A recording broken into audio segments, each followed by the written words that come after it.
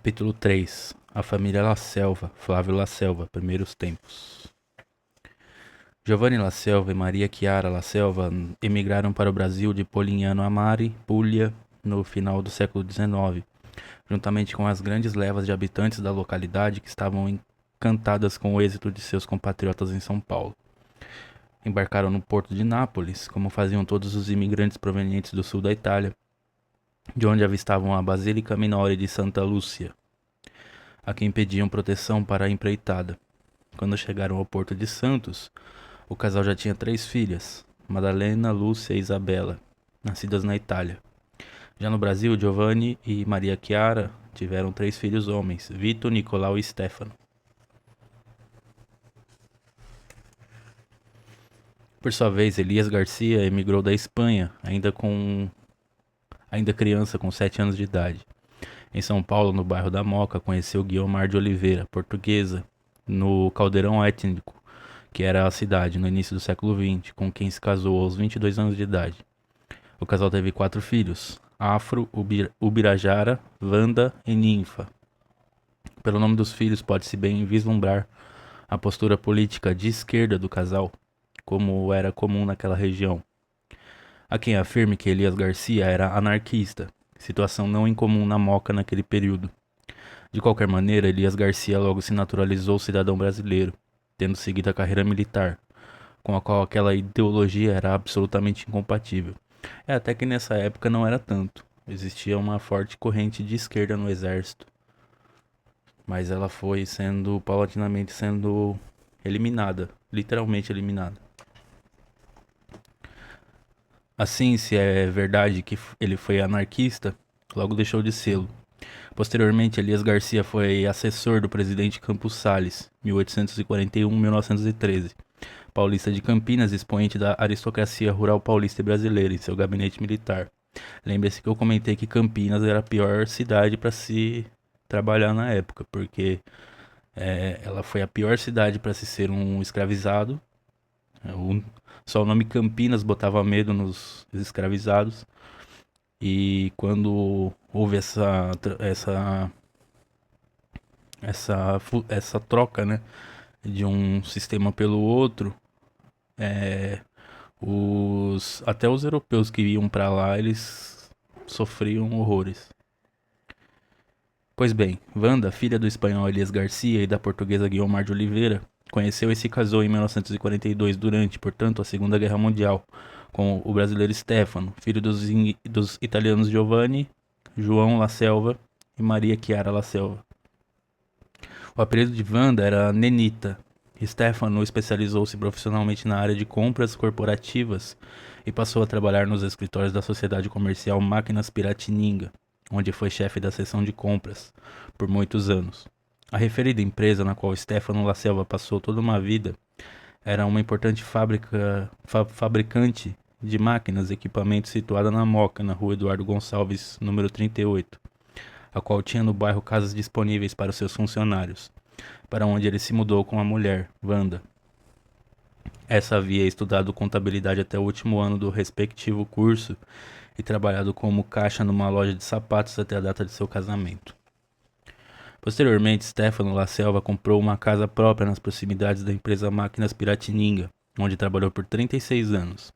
A casa adquirida pela família La Selva ficava numa das vilas típicas da Moca, localizada diretamente em frente ao seu emprego, motivo pelo qual almoçava diariamente em casa após ter apenas que atravessar a rua. Nos fundos de sua residência, Stefano ergueu um apartamento numa edícula para a sogra e outros membros da família dela, com os quais se entendia maravilhosamente, em grande harmonia. Dentre os membros da família de Wanda Garcia La Selva, uma presença marcante sempre foi a de Ninfa Garcia, sua irmã, que estudou contabilidade e trabalhou como contadora na empresa Fontoura Wife, fabricante de penicilina e do famoso biotônico Fontoura.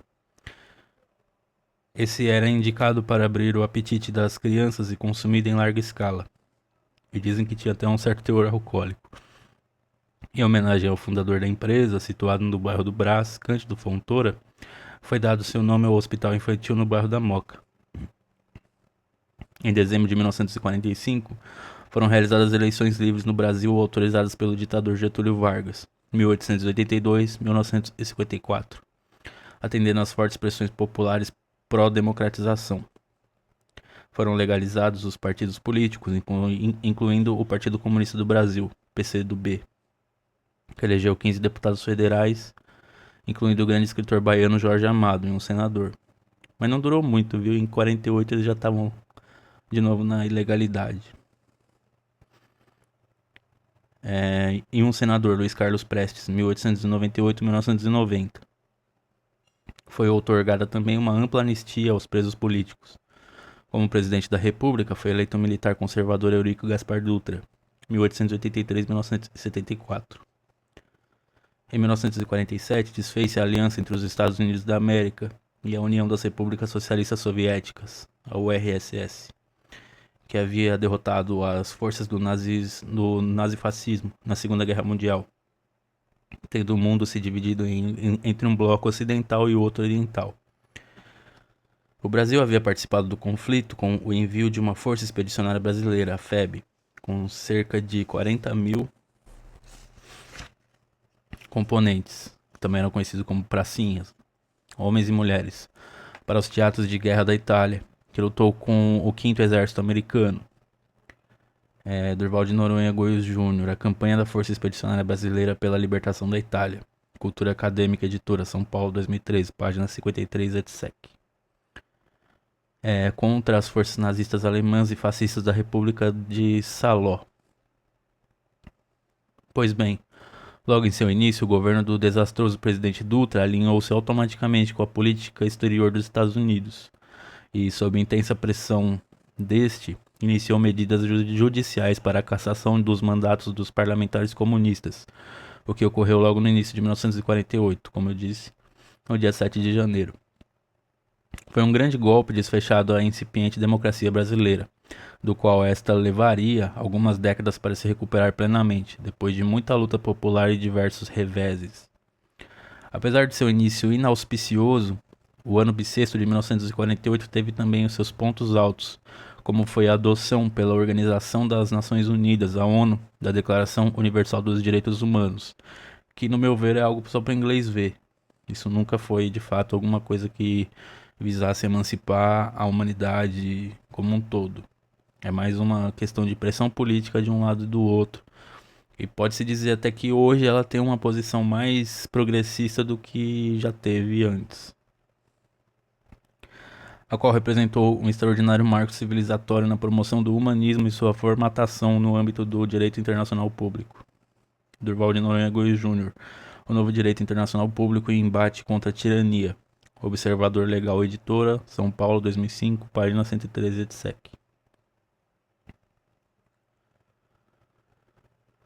Nesse ano, o grande escritor lusófono que amou profundamente o Brasil, Miguel Torga, 1907-1995, publicou o seu livro de poesias Nihil Sibi, ou Nada para Si, nome também do primeiro poema. O poeta é uma fonte, nada reserva para sua sede. Canta também a dar-se e não dorme nem para. Foi também em 1948 que o grande poeta brasileiro Mário Quintana, 1906-1994, publicou o seu livro Sapato Florido, considerado uma obra singular. Nessa obra pode-se deleitar com o poema O Milagre. Dias maravilhosos em que os jornais vêm cheios de poesia, e do lábio do amigo brotam palavras de eterno encanto. Dias mágicos, em que os burgueses espiam através das vidraças dos escritórios a graça gratuita das nuvens.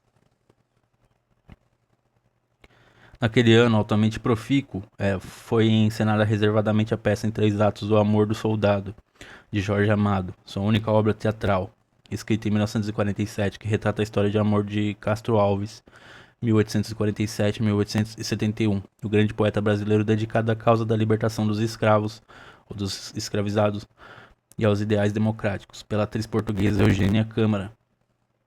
A obra contrapõe as demandas do amor àquelas das causas sociais, políticas, culturais e artísticas. Viu, gente? Esse livro ele é da época que o Corinthians tinha 4 títulos brasileiros. Então, assim, esse entendimento que a gente tem hoje de não falar mais a palavra escravo e sim escravizado é recente. Eu não sei quando exatamente começa, mas eu sei que hoje as pessoas têm mais esse policiamento sobre isso. Naquela época não tinha como ter isso, porque é que nem quando, nessa mesma época, por exemplo, era comum o pessoal de esquerda, inclusive, chamar a ditadura de regime, porque ficou convencionado durante muitos anos que era um regime militar, não uma ditadura militar. É após a Comissão da Verdade, Comissão Nacional da Verdade, que se chega ao consenso que é até óbvio, né, de chamar esse tal regime de ditadura mesmo. Então são coisas que foram mudando com o tempo. E na época que esse livro foi escrito, as pessoas não tinham essa condição, essa consciência que se tem hoje, entende? Então não é que eu esteja querendo corrigir nem nada, é que hoje se tem um consenso diferenciado sobre esses assuntos. E aí a gente tem que talvez fazer essa esse adendo, né? Pela atriz portuguesa Eugênia Câmara. A obra contrapõe as demandas do amor àquelas das causas sociais, políticas, culturais e artísticas. No dia 8 de maio de 1948, nasceu Flávio Tadeu Garcia La Selva, o Flávio La Selva, filho de Stefano La Selva e Wanda Garcia La Selva, na tradicional maternidade de São Paulo. 36. A maternidade de São Paulo foi desativada em 2003 e seu prédio demolido em 2014, nota dos autores. Então localizada na rua Frecaneca, na região da Bela Vista, em São Paulo, que havia sido fundada em 1894. Naquela época, a maternidade de São Paulo ainda possuía o caráter de instituição beneficente, adotado desde o início de suas atividades. Dias após, Flávio La Selva foi registrado por seu pai no 17º Cartório de Registro Civil das Pessoas Naturais da capital do estado de São Paulo, situado na Bela Vista. Desde o nascimento, o primogênito foi festejado e mimado pelas famílias materna e paterna, que tinham seus integrantes todos a morar na mesma vizinhança. Uma das parentes que sempre levava o pequeno Flávio para passear era Ana Lamana Portaro, Anita. O mesmo ocorria com os vizinhos da vila, já que naquela época as famílias tinham o hábito de se frequentar com alguma intensidade e eram muito solidárias, como era o caso de Darcy Galdi Mendes e sua irmã Sueli Pellegrino, e também os Bertolini, Américo e Esther. Em 3 de outubro de 1950, Getúlio Vargas elegeu-se presidente do Brasil. Dessa feita em eleições democráticas, com 48,7% dos votos nacionais, sem contudo obter maioria parlamentar no Congresso Nacional, que foi a sua ruína, né? Graçava a inflação no país, pela má gestão do governo Dutra, o que acirrava os ânimos da população. Assim, ao tomar posse em 1951, Getúlio Vargas já enfrentava a forte oposição que marcaria o seu governo até 1954. Marli Rodrigues, a década de 50, Populismo e Metas Desenvolvimentistas no Brasil, Editora Ática, São Paulo, 1992, página 44, etc. Quando foi levado ao suicídio por pressões políticas. Quando de sua eleição, diariamente notas, artigos e editoriais da grande imprensa, influenciada por interesses ligados aos Estados Unidos, acusavam a chapa vitoriosa de comunista, ou seja, o cara foi de fascista a comunista em menos de 10 anos. Menos de 6 anos, né? Hélio Silva, 1954, Um Tiro no Coração. O Ciclo de Vargas, LIPM Pocket, Rio Grande do Sul, página 127, etc. Flávio La Selva começou os estudos primários em 1954, no ano do suicídio de Getúlio Vargas, evento que causou grande comoção nacional. No grupo escolar Caetano de Campos, na Praça da República, no período vespertino. Seu tio Afro, que ia visitar o filho Juraci Garcia, o qual morava com a avó materna nos fundos da residência da família, era quem o levava à escola. Já naquela época, segundo diversos testemunhos, Flávio recebia muitos elogios de todos os seus professores pela seriedade, aplicação nos estudos e bom comportamento. Dona Nenita, a mãe de Flávio, era uma torcedora do São Paulo Futebol Clube, algo raro pelas bandas da Moca e do Brás. e Stefano La Selva. Seu pai era naquela época apoiador da Portuguesa de Desportos, a simpática agremiação da comunidade lusófona, como homenagem a um seu amigo. Flávio, sempre um filho amoroso e dedicado, ainda na infância dizia a sua mãe ser torcedor do São Paulo.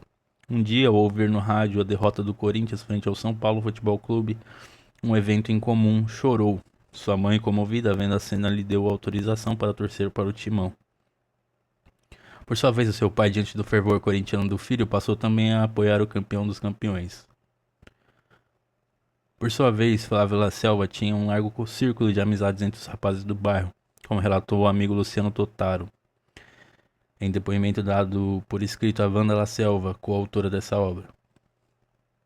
Chegamos naquela vila de 6 casas, onde todos eram parentes, e os que não eram ficavam sendo.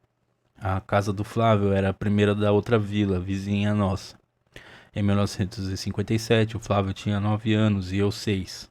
Os garotos vestiam-se iguais. Calça curta com suspensório e camisa branca, meias brancas também. Bermuda ainda não tinha sido inventada. A calça curta, ela ia até a panturrilha aqui, né? Não era bem uma bermuda. Aí o pessoal colocava a meia meio que segurando o final da calça curta aqui. O menino sabia que estava crescendo e se tornando mocinho quando podia usar calça comprida. Era o grande rito de passagem do pessoal da época. Os calçados eram de amarrar a sola de borracha de pneu. Eu usava um boné, que era um diferencial, porque tinha aquelas orelhas de lã, tipo Chaves. No frio, malha de lã, porque não podia me resfriar. E Totaro continua assim o seu relato. Depois, integrado naquele ambiente mágico, me vejo tomando banho de mangueira, jogando bola descalço e tantas outras brincadeiras que nos envolviam.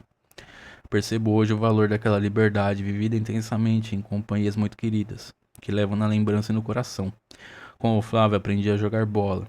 Tinha o maior respeito e admiração por ele, porque o Flávio mostrava desde criança seriedade e garra mesmo nas nossas brincadeiras. Nossos pais sempre reclamavam, brigavam com a gente quase diariamente, porque chegávamos em casa com os dedões dos pés estourados e ralados. A gente tirava os sapatos para não estragar, porque eram os únicos pares que dispunhamos. Mas ainda, Luciano Totaro se recorda de nossa busca louca em achar tábuas, pregos e artefatos para construir carrinhos de rolimã. Também nos esforçávamos em conseguir dinheiro para comprar papel de seda no armazém. As varinhas eram conseguidas no bambuzal próximo de casa. A cola era feita com farinha, que tomávamos às escondidas de casa para enfim fazer pipas, com todo o planejamento de vendê-las na feira aos sábados. Foi nessa época que Stefano La Selva passou a levar o seu filho Flávio aos jogos do Corinthians, às vezes com outros garotos corintianos e até mesmo palmeirenses, como era o caso de Luciano Totaro. Isso era bem comum na época. O pessoal ia ver futebol, eles não iam ver só o seu time. Hoje que se tem mais essa divisão porque, né, os tempos mudam. Nos torneios de jogos de botão, nossos jogadores eram tampos de relógio de silicone que eram conseguidos junto a relojoeiros. O Flávio organizava os campeonatos, tinha primeiro e segundo turno. O campo era um chão de cimento encerrado e desenhado. Tinha troféu feito com papel alumínio e maços de cigarro. Eu era palmeirense e o Flávio corintiano. Era 1958, comemoramos a conquista da primeira Copa do Mundo conquistada pelo Brasil. De fato, a seleção brasileira na Copa do Mundo de Futebol de 1958, tendo superado os graves problemas de organização havidos no passado, assombrou o mundo com os talentos de Didi, Nilton Santos, Zito, Vavá, Garrincha, Bellini, os corintianos Gilmar e Oreco. A eles se somava o insuperável craque Pelé. 1940, eu não vou lembrar agora quando ele faleceu, mas todo mundo sabe, né?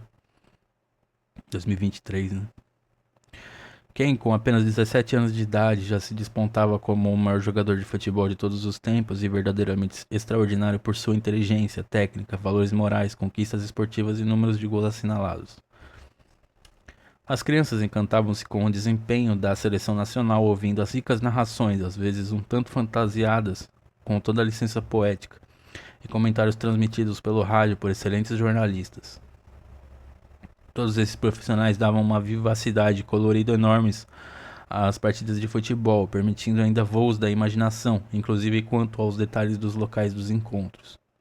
Após as partidas, eram intermináveis os diversos programas esportivos radiofônicos, com comentaristas opiniosos e gravações dos melhores lances.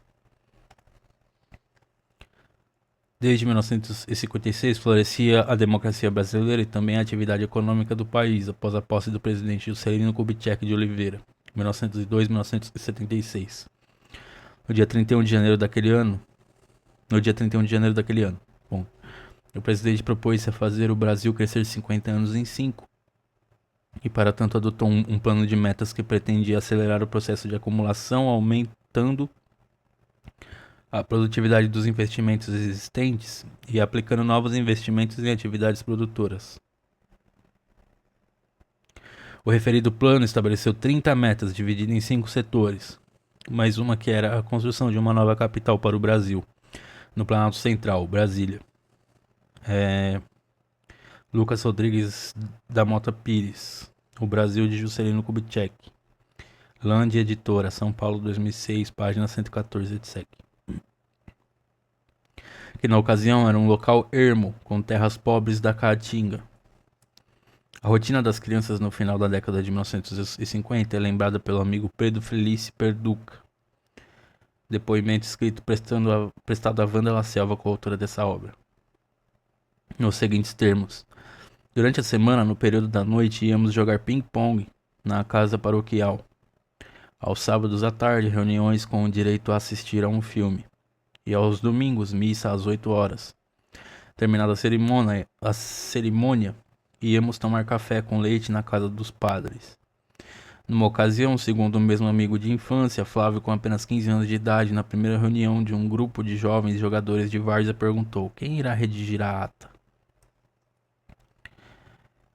Em 1959, nasceu a irmã de Flávio, Wanda La Selva. A torcedora da família a ter este nome, muito querida e mimada por todos desde os primeiros tempos. Wanda era, portanto, 11 anos mais jovem do que Flávio e desde os primeiros tempos sempre nutriu o maior carinho e admiração pelo irmão mais velho, que ajudava a mãe nas atenções à menina. Eu sempre tive mais coisas que o Flávio, declarou com um sorriso maroto Wanda muitos anos depois. Depoimento prestado ao coautor dessa obra, Durval de Noronha Goius Júnior. Posteriormente, Flávio acompanharia nos estudos, lições, nas atividades religiosas e também nos estádios de futebol. Naquele ano, após prestar o exame vestibulinho comum às escolas públicas da época, Flávio La Selva começou a estudar na escola Professor Roldão Lopes de Barros, na Vila Mariana, no período da manhã. Inicialmente, a mãe Nenita o acompanhava até a escola, mas após algum tempo, Flávio passou a se deslocar sozinho, de ônibus. Na Roldão Lopes de Barros, Flávio tinha ótimas notas e era respeitoso com os professores, mas ocasionalmente se envolvia em algumas travessuras típicas das crianças e adolescentes. Além das atividades escolares propriamente ditas, Flávio La Selva cursava piano no Conservatório Musical Ernesto Nazaré, no bairro da Moca, onde eram muito apreciadas as suas apresentações. Recitais e mesmo ensaios de Für Elise, do compositor alemão Ludwig van Beethoven, 1770 a 1827. Sua composição favorita, conforme lembra-se, com alegria e tristeza, a amiga Ivete Agnello Coelho, ou Ivete Agnello Coelho. Ele estudava ainda o idioma francês na Aliança Francesa e o italiano no Instituto Ítalo Brasileiro, então situado na rua Frecaneca. Flávio La Selva era um entusiasta de ambas as línguas, as quais passou a ensinar em aulas particulares e no cursinho de Dona Paulina Nunciarone. Na escola e também com os padres aprendia o latim, que lia, escrevia e depois aperfeiçoou com o professor Castelões em seu curso preparatório para os exames de ingresso à Faculdade de Direito. Naqueles tempos, antes do Concílio Vaticano II, 11 de outubro de 1962 a 8 de dezembro de 1965, As missas eram todas rezadas em latim, sem exceções, o que exigia dos fiéis ao menos algum conhecimento para que fossem devidamente acompanhadas. Muitos, contudo, apenas decoravam os sons, sem perceber os respectivos significados. O concílio se provou um divisor de águas na história da Igreja Católica e um momento de reflexão sobre seu papel no mundo. Como se recorda a irmã Wanda La Selva, depoimento escrito dado a Durval Noronha Goes Jr., coautor dessa obra. Morávamos em uma vila de 8 casas, mas frequentávamos a vila vizinha de 6 casas, pois os meus primos moravam lá, na chamada Vila do Sossego, onde moravam muitos descendentes de italianos. Assim, muitos eram torcedores da agremiação do Parque Antártica, mas nos dávamos muito bem. Brincávamos de esconde-esconde, queimada, de pular corda, de andar de bicicleta. Os mais velhos faziam campeonatos de buraco e torneios de tênis de mesa, damas e xadrez. Além de meu irmão, Flávio La Selva, o grupo era composto de Luciano Totaro, que se no futuro tornar-se-ia empresário, João Romano, depois engenheiro, Ângelo Falanga, que fez medicina, Ângela Amato, pedagoga, José João Lopes, depois médico, e Ana Lúcia Portaro, professora de educação física. Flávio La Selva sempre foi magro e esbelto, provavelmente por sua própria natureza, porque adorava a culinária italiana de sua mãe. Teve sorte, então. Nenita, que sempre se esforçava para fazer seus pratos favoritos. Dentre eles estava o fava e o folho, da região de Polignano a Mare, o qual consistia em pão italiano amanhecido, misturado com azeite, cebola, sal e fava, às vezes tomates também. Perna de cabrito assada, espaguete ao vongole, mexilhões com alho e óleo, risoto de mexilhões, lulas adoré, bacalhoada, risoto de camarão e camarões fritos, sardinhas à escabeche e grelhadas estavam ainda entre os preferidos de Flávio. Por ocasião das festas de fim de ano em geral do Natal, em particular a família La Selva montava um presépio. Flávio logo se interessou pela temática e pela iniciativa, tendo passado a ser o responsável pela montagem, logo expandida. Vizinhos pediam a sua ajuda com os respectivos presépios, a qual era jamais negada. Dona Nenita aprendeu a fazer os doces natalinos do sul da Itália, dentre os quais a cartellata barese, massa frita com mel, e o strufole, com mel e água de laranjeira. Em qualquer época do ano, Flávio La Selva gostava muito de comer as pizzas de Alite na pizzaria São Pedro, na Moca, onde depois veio a fazer encontros com os amigos. Devido à proximidade com o bairro Oriental da Liberdade, em São Paulo, na escola Roldão de Barros, havia um grande número de nipo-descendentes. Esses amigos de origem japonesa frequentavam a residência La Selva e brincavam de futebol de botão, de bola de gude e também jogavam futebol, ensinados pelo amigo brasileiro. Essa tarefa de treinador de futebol dos orientais ajudou Flávio a desenvolver a tolerância e respeito, qualidades que lhe serviram por toda a vida. Às vezes, Flávio era convidado para visitar os amigos de origem japonesa nas respectivas casas, ocasiões em que frequentemente levava a irmã Wanda e eram presenteados ambos com vários mimos orientais. Em 1962, a Copa do Mundo de Futebol realizou-se novamente, dessa vez no Chile, e arrebatou a imaginação das crianças e adolescentes, os quais mais uma vez acompanhavam as partidas pelos rádios, nas residências ou ainda nos pequenos rádios de pilhas, fabricados no Japão. Dessa feita, a seleção brasileira contava ainda com muitos dos talentos da Copa de 58, inclusive com Pelé, quem se contundiu logo no início do torneio. Foi a vez, então, do Genial Garrincha, 1933-1983, encantar a todos com seus dribles e sua simplicidade pessoal. O Brasil se sagrou campeão pela segunda vez, com todos os méritos. Nas suas reminiscências, Luciano Totaro, depoimento por escrito prestado à coautora Wanda La Selva, obra já citada. O amigo de infância de Flávio La Selva escreveu: Eu era palmeirense e o Flávio corintiano. Em 1962, comemoramos juntos o bicampeonato mundial. A nossa infância foi um período de artes e brincadeiras. Jogávamos futebol nos espaços livres e ping-pong nas vilas. Uma tarde estávamos jogando bola na rua e alguém acertou em cheio o rosto do Sr. Stefano, o pai do Flávio, quebrando os óculos e aquele cachimbo que estava sempre no canto da boca dele, mesmo apagado. Óculos e cachimbo voaram longe, foi sem querer, é claro. Numa ocasião ainda, segundo o Totaro, ganhamos um par de chuteiras. Jogávamos em um time que tinha nome e camisa personalizada. Tinha até número atrás da camisa. O Flávio me avisou que iria ter jogo. Onde será? Perguntei. E ele respondeu: Paranapiacaba. Onde é isso? Flávio, como a gente chega lá? De trem, ele me respondeu. Lá fomos nós. Era um domingo. O dia amanheceu nublado, chuvoso. Era uma aventura. A gente só com o dinheiro da passagem de trem. Quando retornamos à noite, continua Luciano Totaro em seu depoimento, com a roupa toda suja de barro, ensopados, encontramos nossas famílias, todos os vizinhos à nossa espera na entrada da vila.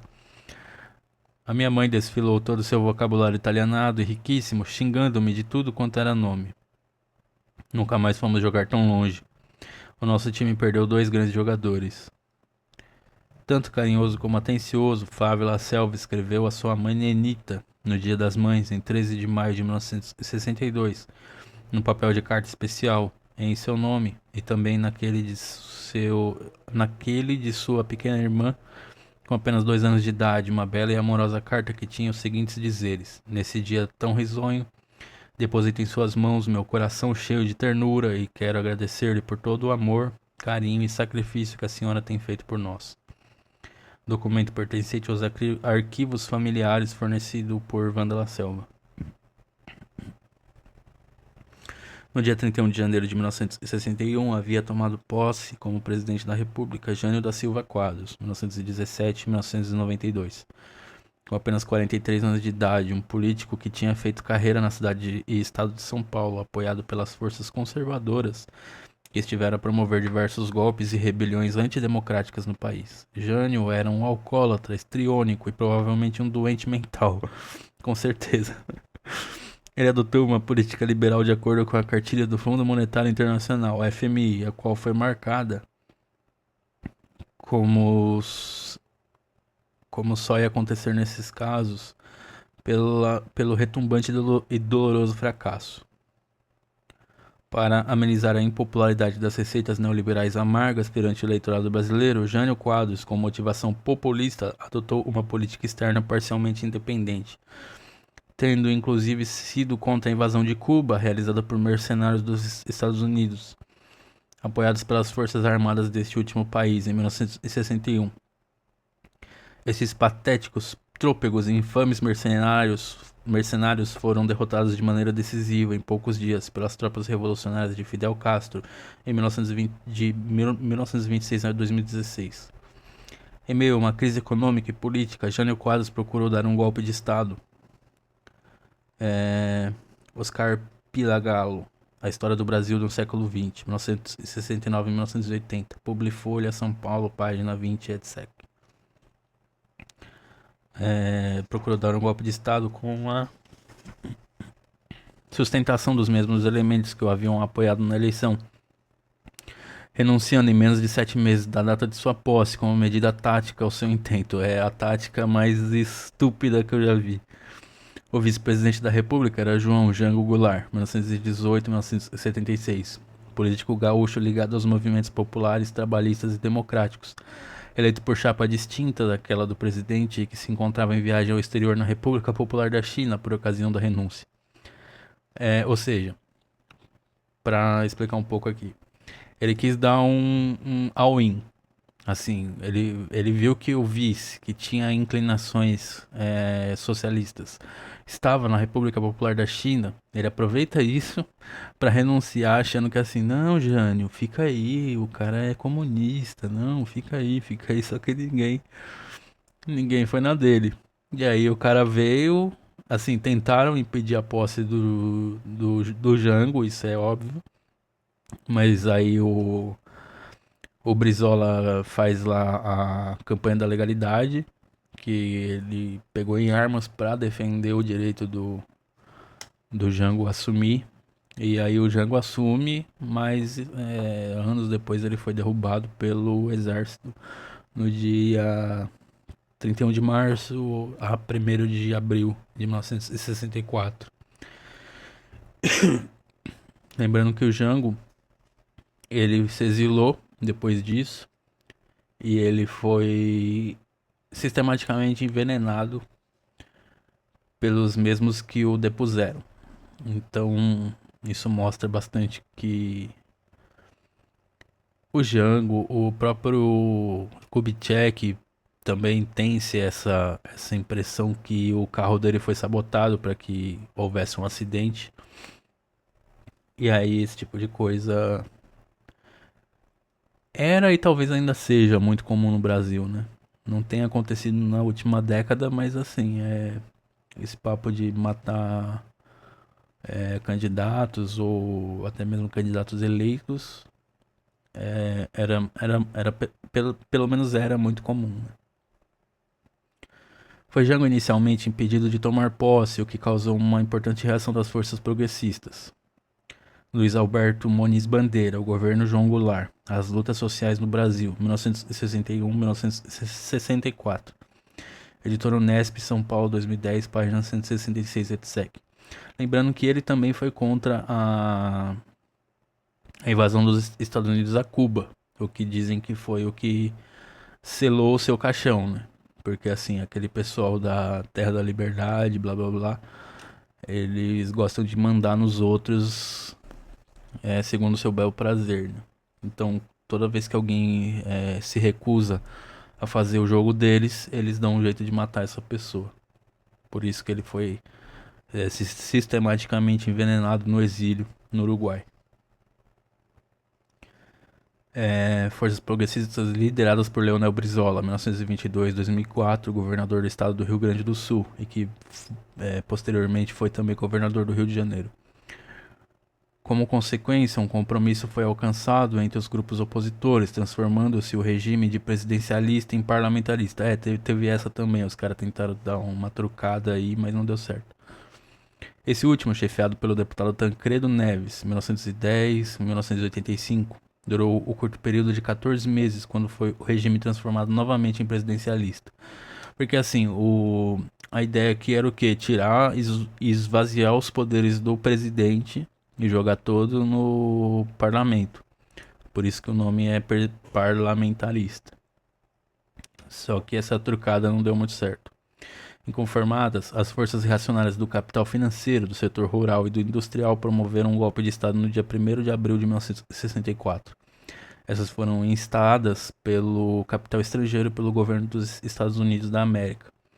É só procurar aí a Operação Brother Sun. Tem toda a literatura sobre isso, tem documentação sobre isso. Eles de fato instalaram um golpe de Estado aqui no Brasil e não só no Brasil, né? Por toda a América Latina naqueles anos. Porque eles fazem isso para manter o seu poderio, para manter a sua hegemonia intacta, sob o argumento de combater o comunismo. Era a Guerra Fria e eles usavam isso como pretexto para sair invadindo e desestabilizando outros países mais pobres. Ao mesmo passo que conduzidos pelas Forças Armadas Brasileiras. Ou seja, houve uma junção aí, né? Os nossos milicos entreguistas se juntaram com os caras que eles adoram lamber a bota, né? A opinião pública brasileira, por sua vez, foi manipulada ferozmente pelos católicos fundamentalistas e pela grande imprensa. Nela incluídos veículos tradicionais como o Estado de São Paulo, a Folha de São Paulo, que inclusive emprestou carro para ditadura torturar pessoas, enfim, raptar pessoas, levar do ponto A até o ponto B, que normalmente era a sede do DOPS, o Departamento de Ordem Política e Social, que era um centro de tortura, uma casa da morte legalizada pelo governo federal. O Globo e o Jornal do Brasil. A Globo, inclusive, ela vira o que vira hoje nessa época, né? Virou uma amálgama tão grande, tão intrínseca ali que ela vira o que vira hoje e toma a frente das outras. Ou seja, eram várias concessões públicas. A Globo não tinha essa preferência nacional, mas com todo o aparato estatal aparelhando ela, ela vira essa emissora de ponta. Na verdade, o papel dela é de fato enganar as massas, né? Não que as outras não sejam, mas assim, o papel dela é preponderante nesse aspecto. Começaria naquela data fatídica supracitada um nefasto período das trevas na política brasileira, patrocinado por um tanto cruel quanto por uma tanto cruel quanto homicida ditadura, que não apenas acabou com a democracia no país por mais de 2 décadas, foram 21 anos, como impediu a sua retomada e comprometeu o seu desenvolvimento político, social e econômico no futuro que se seguiu até os dias atuais. Ficou, enfim, não foi citado, mas assim, o João Goulart, ele tinha a ideia de fazer reformas de base. O que são reformas de base? Reforma urbana, ou seja, ele queria que todos tivessem acesso, né, a um terreno, a incentivo ali para poder construir a sua casa, para que todos tivessem essa possibilidade. E a reforma rural, que era o que? Ele iria também dividir as terras com a população, para que a população fizesse a famosa e bem-vinda a agricultura familiar, e essa agricultura familiar alimentasse o mercado interno, ou seja, ele ia eliminar dois problemas de uma vez: a questão da falta de moradia e a questão da fome, da miséria. Os caras derrubaram ele. Por quê? Porque a nossa elite, a elite brasileira, ela é tão mesquinha que ela acha que ainda tá na escravidão. Ela quer que todo mundo, tipo, seja propriedade dela. Então, se você vê, se você analisar bem secamente, a elite brasileira, ela acha que ela é dona da população. E a população tá ali só pra trabalhar pra ela e fazer o que ela quer. Então, assim, hoje a gente tem ainda essa disputa aí sobre o fim da escala 6 por 1, é a mesma lógica, porque eles não mudam, eles não conseguem evoluir. Eles ainda estão presos na dinâmica de eu sou seu dono e você é meu escravo. Entende? Então, assim, pra eles não houve uma, é, uma mudança nesse sentido. Pra eles tudo continua como tá, só que com uma forma diferente. Ou seja, o que que acontece? Se antes eles tinham que construir uma senzala da roupa e da comida para os escravizados, hoje eles só dão um salário de fome e você se dana como quiser. Porque assim você não vai ter acesso à casa, você não vai ter acesso à comida, você, enfim, vai se alimentar mal pelo menos. Mas assim, a questão principalmente a questão da moradia no Brasil, ela é como é porque é um projeto, é método. Eles deliberadamente escolheram isso para a população, que a população tivesse que ficar aí, às vezes, morando de favor, pagando aluguel, ou até mesmo morando na rua para alimentar a especulação imobiliária, que assim, moradia, acesso a comida, esse tipo de coisa, não devia ser é, um produto, é um direito. Tá até na Constituição, mas assim, a Constituição é palavra fria, ela não é seguida de fato, porque assim, o Estado, ele é feito para a burguesia, ele é feito para defender os interesses dos ricos, vamos dizer assim. Então é por isso que o rico pode, enfim, matar quem ele quiser, matar o cachorro que ele quiser, fazer o que ele quiser, estuprar quem ele quiser, que ele não vai preso. Ele vai lá e paga uma fiança e é o que o pessoal fala. Se a liberdade é condicionada a uma questão financeira, então a lei é feita para os pobres, porque o pobre não consegue pagar fiança. Se ele cometer o mesmo delito, ele vai preso e o rico não, porque o rico consegue pagar fiança e sair e fica por isso mesmo. Vai responder em liberdade e muitas vezes acaba terminando em pizza.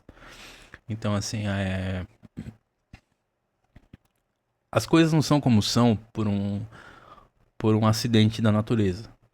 Eles vão tentar se respaldar na natureza para justificar a lei do mais forte, o mais forte esmaga o mais fraco, o mais fraco é só um peão no tabuleiro do mais forte. Mas assim, isso daí é um projeto, isso daí é uma escolha política Isso daí não é natural. O capitalismo não é natural, nenhum sistema econômico é natural. Eles são convenções que são feitas por um determinado setor da população que vai querer viabilizar os seus interesses em detrimento da maioria. Então, assim, se a gente vê hoje o pessoal aí, gente pobre, gente que trabalha na escala 6 por 1 defendendo a manutenção da escala, que é a mesmíssima escala da época da escravidão. O pessoal trabalhava de segunda a sábado, só tinha o domingo ali para curar as suas feridas e ir pra missa. É, é a mesma coisa, é a mesma lógica. Assim, quando a Lei Áurea, a promulgação da Lei Áurea, ela é uma lei para inglês ver. Tanto é que a gente vê hoje aí, tem um monte de empresa que ainda escraviza pessoas. Pessoas em situação de vulnerabilidade, que às vezes vão ali acreditando que vão ter um emprego e uma dignidade e acabam sendo presas ali, escravizadas, talvez com dívidas, para se manter essa roda de moer gente girando. Então, assim, as coisas não são como são por acidente.